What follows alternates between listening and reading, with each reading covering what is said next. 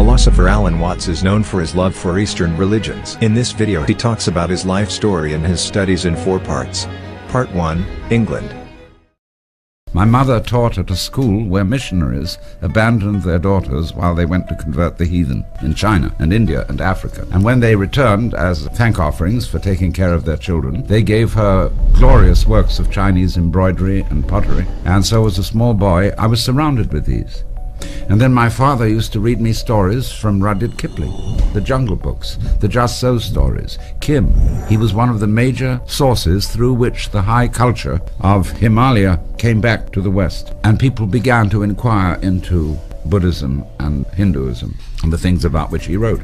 Our family was Church of England, that is Anglican. It's the most liberal of all forms of Christianity. I, after all, carried the Archbishop of Canterbury's train at his enthronement as a small boy of 13. I was in the very heart of the Church of England and brought up there, and I declared myself to be a Buddhist at the age of 15, but all they reacted was, "Jolly what, the man's a Buddhist." I found the religion I was being taught was extremely oppressive, and I really didn't like the image of God the Father that was being presented to me. It was authoritarian and bombastic. The kind of voices they used to read the scriptures and to say the prayers, I felt to be completely ridiculous.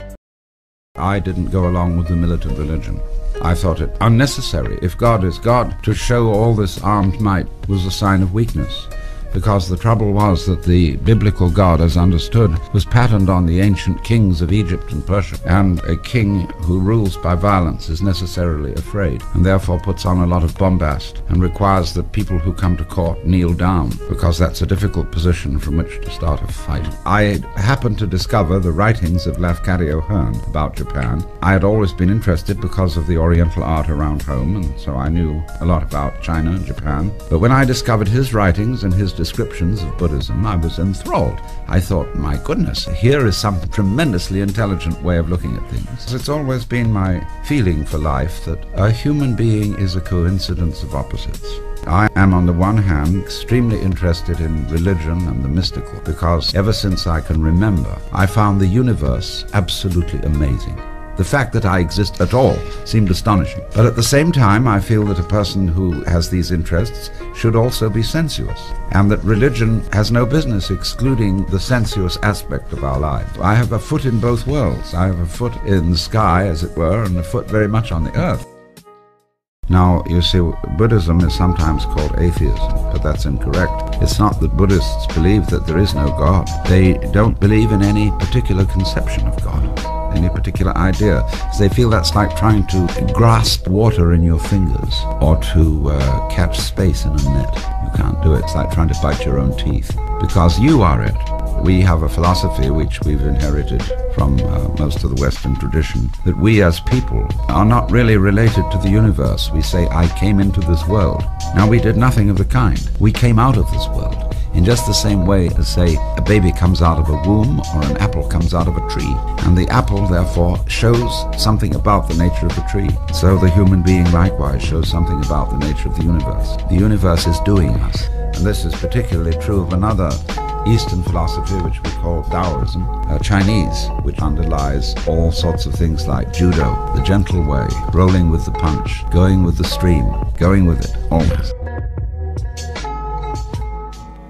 It is, of course, to do something according to the way you like to do it. It's also to get in your own way, to obstruct yourself. We all do that. If you were God, you would get in your own way. In other words, you would find being completely in control of everything, being completely competent, a total bore. And nothing adventurous would start, unless somehow or other you could get in your own way or stumble. And so the Hebrews say that when God created Adam, he put into Adam the Yetzer Hara, which is the wayward spirit. And I call it the element of irreducible rascality. And I find it very hard to relate to people who are not aware of this in themselves. People I really like have a certain glint in their eye, which indicates that they're not entirely perfect. There are really 2 basic ways of doing it, it seems to me. One is to become as finite as possible. That is to say, to get involved in desperate situations. Get your kicks by losing control. by being in danger. Now the other way is waking up to discover that you're not in danger at all, that you substantially are the eternal source of the universe, and that you will go through all sorts of transformations, but there's nothing to worry about. And therefore, in this way of understanding, you're able to live life with a certain detachment. You're able more to play it as a game than to live it as something serious. So you don't take yourself seriously. Getting people liberated from feeling that one absolutely must survive. When you feel that, you see, survival is a drag. You have to go on. Confucius put it beautifully. He said, a man who understands the nature of life in the morning can die with content in the evening, because he's liberated from feeling that he absolutely must go on. And when you don't feel like that, you have more energy. I get furious about certain kinds of injustice, but I feel that I can be effective in that kind of work only if I know that basically it doesn't matter. If I get involved in a cause where I feel that it absolutely has to succeed, then I feel I can't work effectively for it. And that's why I feel that a certain spirit of a sense of eternity in yourself, knowing that you are one with the Godhead, then you can get immersed in helping people and doing things, but without the motivation which makes one always do the wrong thing for the right reasons.